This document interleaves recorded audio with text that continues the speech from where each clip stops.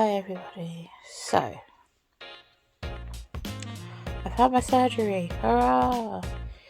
Anyone who knows me knows that I've been waiting a really, really long time for this. I had the same surgery 4.5 years ago, and basically need it again. The sinuses have got blocked again. The septum had, I think, got probably scar tissue, and I developed a spurry bone thing that they needed to remove. So it took 2 years to be seen because of COVID, obviously. And then once I'd been seen by ENT, I had my surgery less than 4 weeks later. Like, I've never known anyone have that quick a turnaround in surgery. So as you can tell, I'm still obviously struggling. I had the surgery Wednesday last week, and today's Monday of the following week. So I'm 5 days post-surgery. Yeah, it was interesting because they made such a fuss about my pre-op assessment, which always happens when you rock up and you say your long list of illnesses and medications and all that. I specified that I really needed IV fluids before the operation because you obviously know my mouth, I dehydrate super quick with all my illnesses, but especially my Sjogren's, I get a dry mouth. So I was in there for 11, and I was told I'd be the first to go into surgery the afternoon. And there was only other 2 people on the list, me and somebody else. It got to 3 o'clock, and I'd seen the surgeon, I'd seen the anaesthetist. They'd gone, and that was it.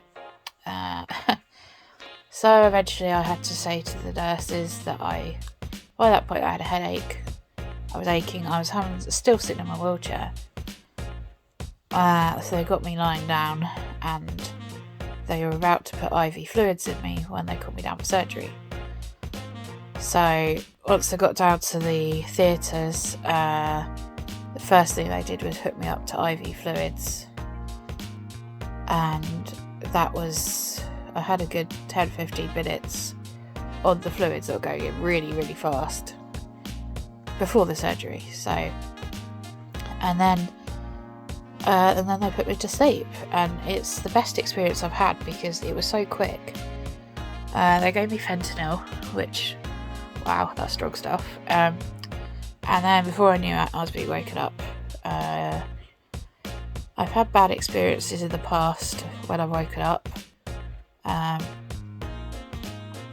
But this time wasn't as bad. I obviously had the dry mouth. This time, however, I had, I don't know, a reaction to whatever it was that brought me round, or maybe the anaesthetic, but I was very emotional, as if it's like the reaction I get when in the past I've had serotonin syndrome. So I don't know if it was interacting with my other meds. Oh, and also nobody at any point wrote down what I'd had that day, medication wise, already. They said in the pre-op assessment that was really important. I told them, and I told them twice, and they didn't write it down. And I took all my meds with me, but they didn't want to see them, so that was interesting. So basically woke up, felt emotional for no reason, and then it took me ages to come around. I was so out of it, but then I was okay. I actually felt quite good, even though I was in a lot of pain. They gave me some Oromorph. And then I went home later that day. I don't want to be stuck in hospital, especially at the moment in the UK. All the COVID numbers are going up again, and, it's comfy being at home. So obviously they put this on me because I had bleeding from my nose. This side's the side that's the worst and that they need to do the most to. It's obviously swollen. I don't know if you can see it in the light, but it's swollen obviously. Now I had the septoplasty, which is your septum getting repaired. I also had turbinoplasty, which is where they went to your turbinates, which is in your sinuses, and made a bigger hole because it wasn't draining. And they removed this spur thing that they could see. So yeah, so that was it. I've had such a horrible time. I expected it to be bad, but this is worse than last time. So pain wise, my neck, this is why I've got my heated beanbag around my neck, because I've got such severe aching and pain in my neck and behind my ears, and then obviously sinuses is hurting, like here, right inside my head, like a stabbing pain. I'd taken paracetamol. They said I could have tramadol, which is the only thing that seems to help me short term, but they didn't prescribe it, so I'm just literally paracetamol and that's it, and heat, just here, not on my nose, and that's it. And 2 nights in a row I didn't sleep at all because I felt like I was being suffocated, because Sjogren's has dried my mouth, and I've also now got, it's actually a lot better, oral thrush. I was having xylomelts because of the dry mouth, but I forgot that xylomelts have got obviously xylitol, and I can't have that because my mast cell doesn't like it. And so my tongue was a multicolour shade of red and white, and it's gone to my throat as well, which makes me cough a lot. Just a dry kind of catching in my throat cough, and obviously headaches. So obviously worth having done, and I'm so glad it's been done before Christmas. I've got a few weeks now to recover, and I'm being looked after by my husband and my family.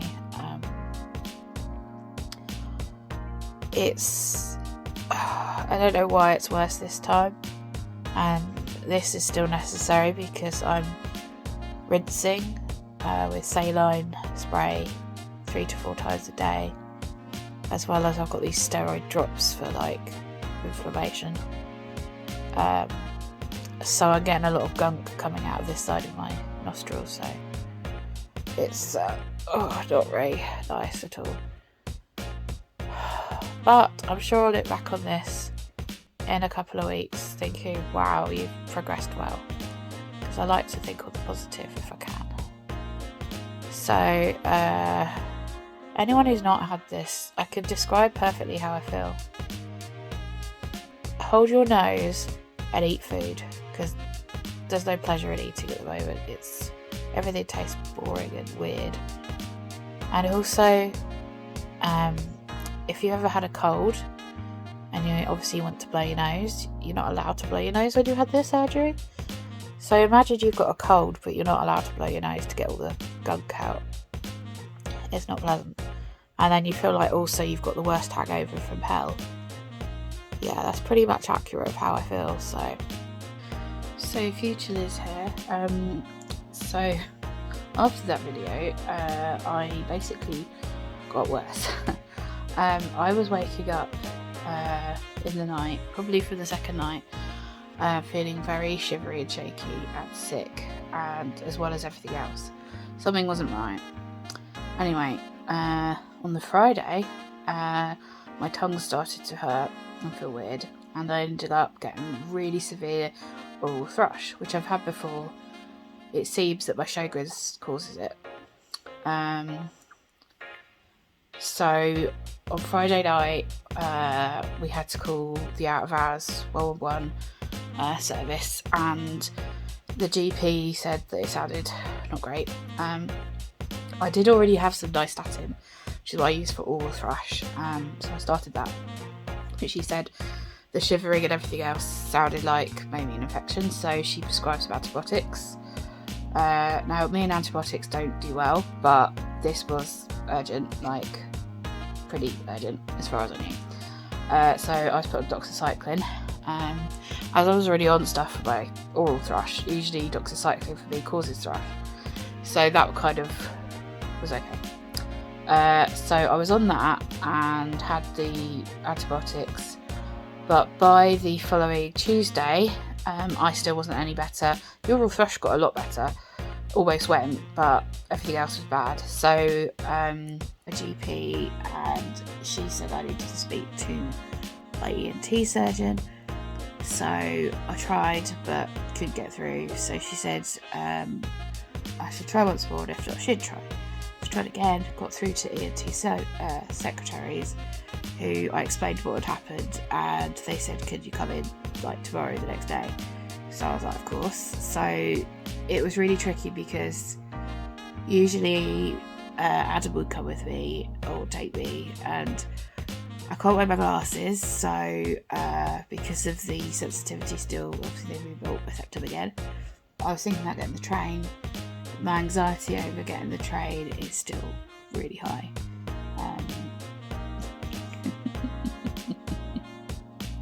He's such a poser. Yeah, so I was like, I'm not getting the train, so I ended up driving, which was okay, but it was hard when I felt so rubbish. So I saw my surgeon fairly quickly, and he was amazing. I always feel like maybe in the past I've gone in there like, oh, there's nothing wrong, but he wanted to have a look at my nose. Of course, it's so sore that I was like, I don't know. So he had to put numbing spray up there, which I'm kind of allergic to, but it was weighing up what was worse. So I had a really sore throat for a few days after, but he needed to because he put his camera and his suction thing, and he said that there was a really nasty infection brewing. If I hadn't started the antibiotics when I did, which was out of hours, ones on the few days after my operation, that it would have been really serious. Yeah, the cold shaking and the feeling sick, that was all signs of infection. He sucked a huge amount out of my nose. What's supposed to happen, if you have a packing, it's supposed to absorb all the gunk and then pull it out, it comes out, and that's it. This time there's obviously no packing, so it's supposed to drip out, and it was dripping a lot, but it wasn't dripping enough. I think there was a blockage or something, of course. So he had to use a little hoover thing and suck everything out, which took a while. And then he put some antiseptic cream up there, which I have to sniff up, which is horrible, and I have to continue that at home now. I've been doing that nearly a week. I've got another week still of rinsing and steroid sprays and creams, and it still sounds like I've got a cold, and my nose looks fine from the outside actually, but inside my head is still really swishy, like I feel very off balance, very cotton woolly, very just like all in my whole head, the front and the back, is just feel really kind of off balance all the time, stuff like that. So hopefully that'll get easier, but I thought I'd do this quick update to let you know that's why I'm feeling so bad. I finished my antibiotics now. I'm not having any of the infection symptoms. I'm sleeping better because I can lie down a little bit more. I'm still propping up a bit, but yeah, I'm sleeping a lot better, which obviously then makes me feel better anyway. Still taking paracetamol very regularly because my head. I'm still resting because my Potsie is still going crazy, and my Sjogren's, so. But yeah, that's it. So hopefully there's no more updates. I'm leaving it there because it's only 10 minutes and I hurt, so I hope this helps anyone who's having surgery in the UK or wherever you are. Obviously this is the second time I've had surgery, so it was successful the first time. It's just because I've got Ehlers-Danlos syndrome, nothing heals very well for me, and obviously things stretch and move, so maybe that's why. But yeah, let me know if you've got any questions. I'll answer as honestly as I can. And I'll do another video soon. Bye.